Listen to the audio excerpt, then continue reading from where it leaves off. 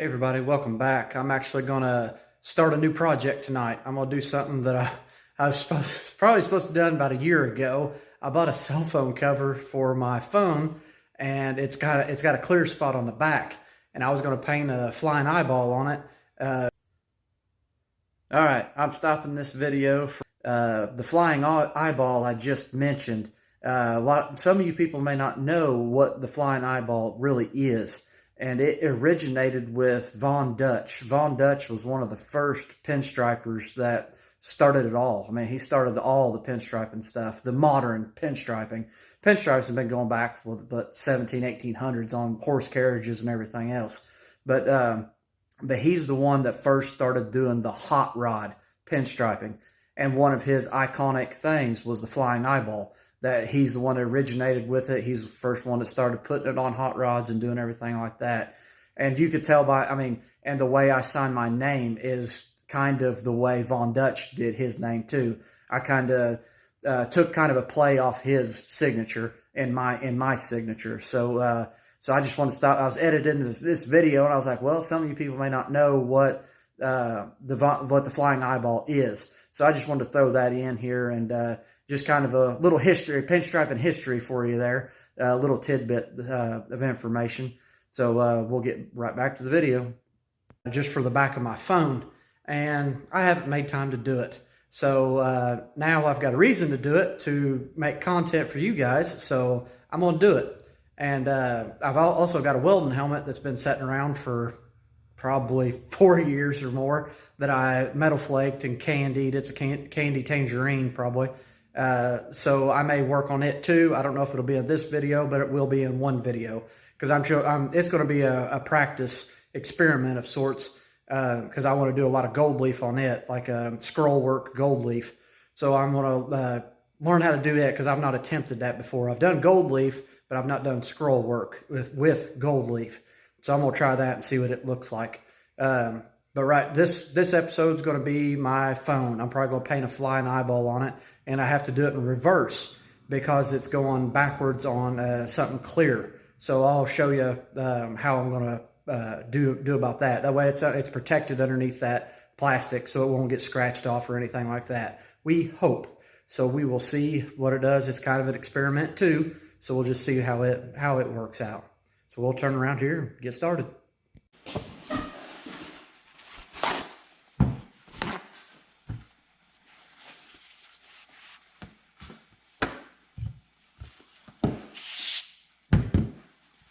First, I gotta clean this thing off. Since it's been on there for a year, it's kind of nasty inside. So I'm gonna see if I can't scrub it out. Get some of the nasty's not gonna come off. I already seen it scratched pretty good. I don't know how, but it is. So we'll see what we can get off of it. It's pretty chipped up. I think we can make it work. It's going to get dropped and beat up anyways, so I guess it doesn't really matter too much.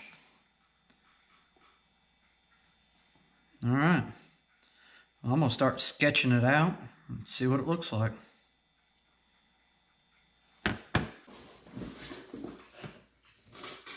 I'm using just a regular old Stabilo grease pencil. And we're just going to start sketching this thing out. Just kind of give me an idea of how I want to do it. And I'm going to do it on the outside because I'm going to be painting it from the inside out. So I'm just going to sketch it out here so that way I can just wipe it off when I'm done. But all the paint is going to be inside. So that way when the phone sits in, it'll protect it somewhat. The phone's going to move a little bit in the case. I can already tell that's what's happened with all these scratches. But once I get it in there, then we'll go from there. I may add a little more to it. I don't know. We'll just see.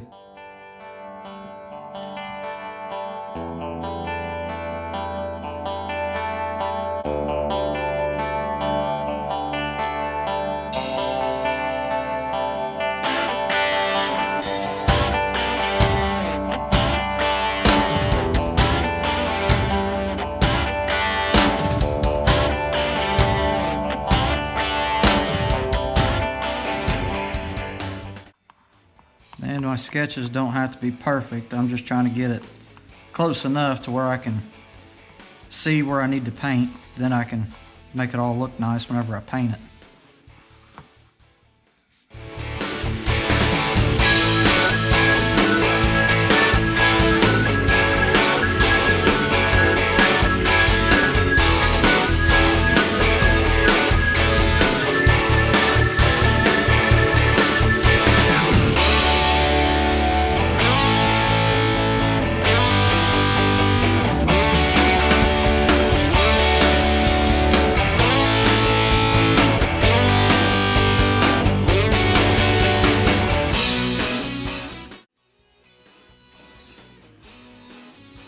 Don't know how well you can see it on there.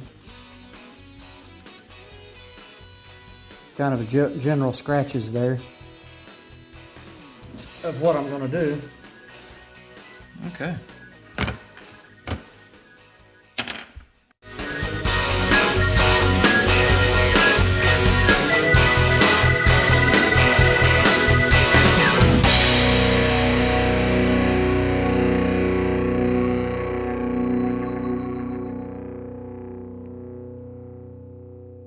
And for most of this, I'm going to be using you can't even tell what it is, but it's a virus brush.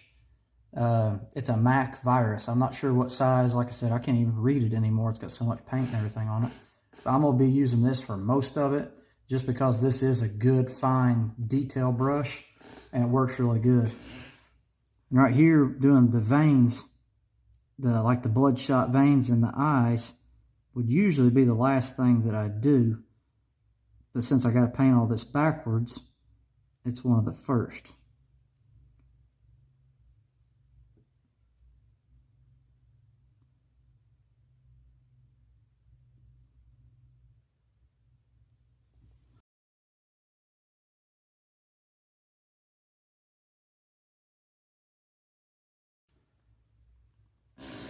You can kind of see somewhat of how it's going there. Pretty hard to see.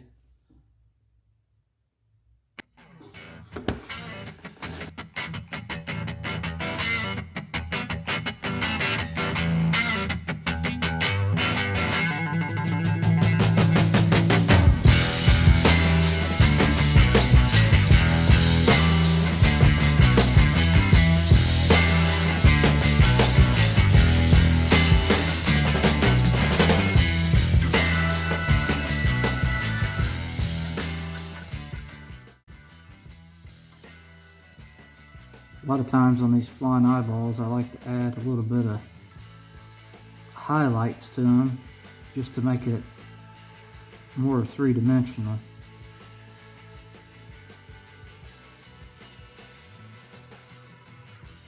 Usually comes off looking pretty cool.